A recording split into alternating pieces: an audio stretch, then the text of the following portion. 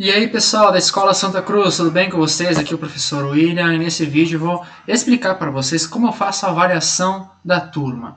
Bom, vocês lembram que nas aulas presenciais vocês estavam acostumados em que o professor corrigisse as atividades, colocasse uma nota, um carimbo e entregasse para vocês, mas isso não ocorre mais pela questão do distanciamento social. Agora, a forma de avaliação é feita de formas diferentes. Primeiro, eu encaminho a aula para vocês, dou um prazo para ser entregue e depois eu recebo as fotos dessas atividades. Essas fotos são corrigidas por mim e eu faço atendimento individual dizendo se o aluno foi bem na atividade, se ele não foi, o que ele precisa para melhorar ainda mais. Vocês sabem da forma com que eu venho conversando individualmente com vocês. Depois de fazer essa orientação, eu faço uma análise, uma reflexão, uma avaliação e eu resolvo colocar em uma planilha uma avaliação descritiva por meio de conceitos do aluno, certo?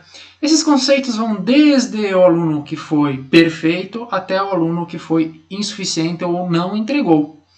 E eu já vou mostrar para vocês. Antes disso, eu quero dizer quais são os meus critérios. Primeiro, eu avalio a quantidade de acertos que o aluno tem.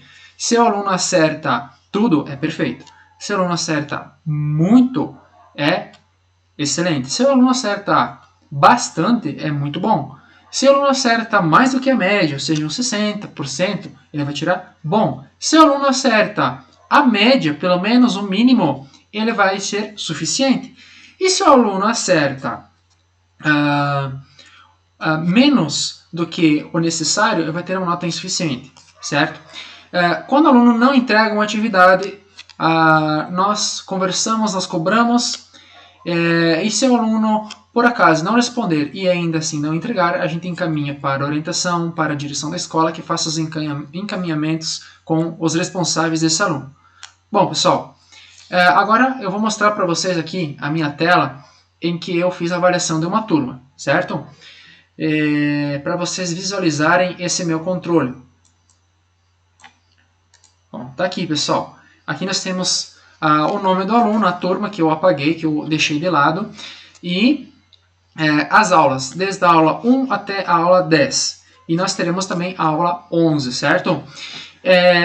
Essas atividades, pessoal, que vocês estão vendo, que está em branco, significa que o aluno não entregou. Vermelho, insuficiente.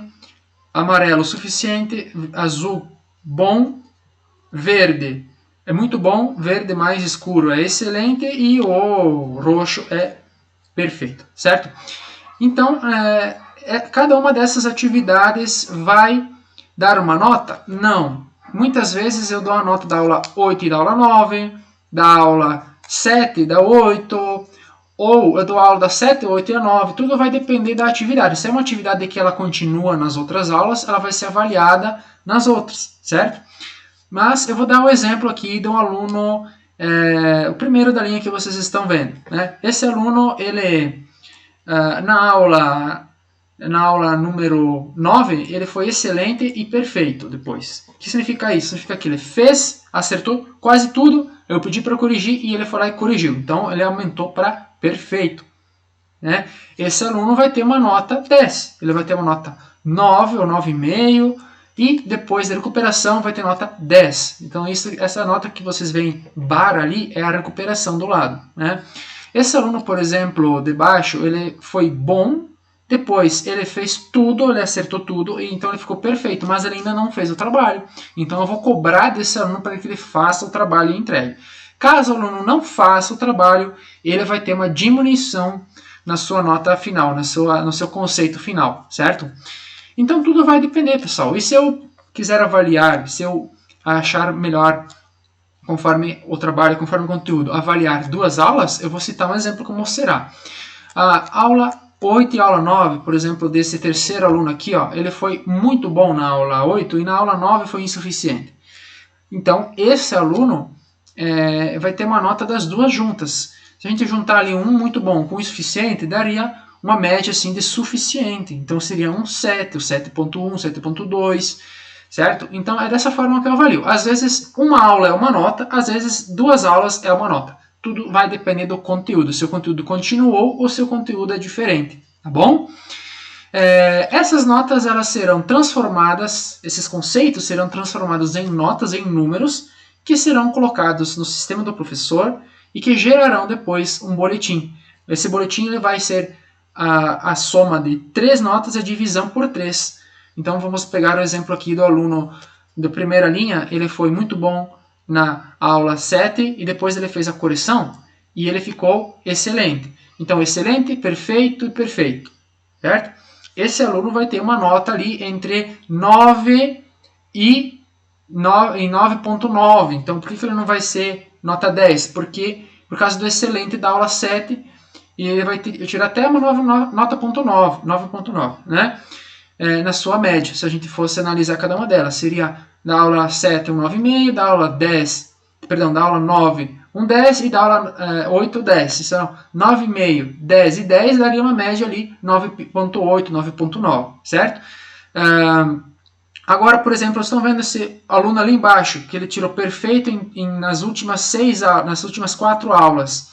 Esse aluno vai ter uma média 10, provavelmente, se ele não errar daqui para frente, porque ele foi perfeito em todas as atividades que ele entregou a partir da aula 6, né?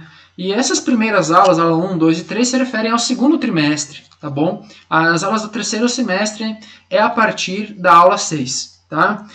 Então era isso, pessoal, nesse vídeo aqui. Espero que vocês tenham entendido como o professor faz a avaliação de vocês. Se vocês têm alguma dúvida, é só perguntar. E coloquem todas as atividades de vocês em dia para que o professor melhore ainda mais o seu conceito, a sua avaliação. Quando o professor faz a correção, vá lá e faça a correção das atividades, arrume, ajeite, corrija e envie de novo as fotos para que eu possa aumentar aqui a sua descrição de nota.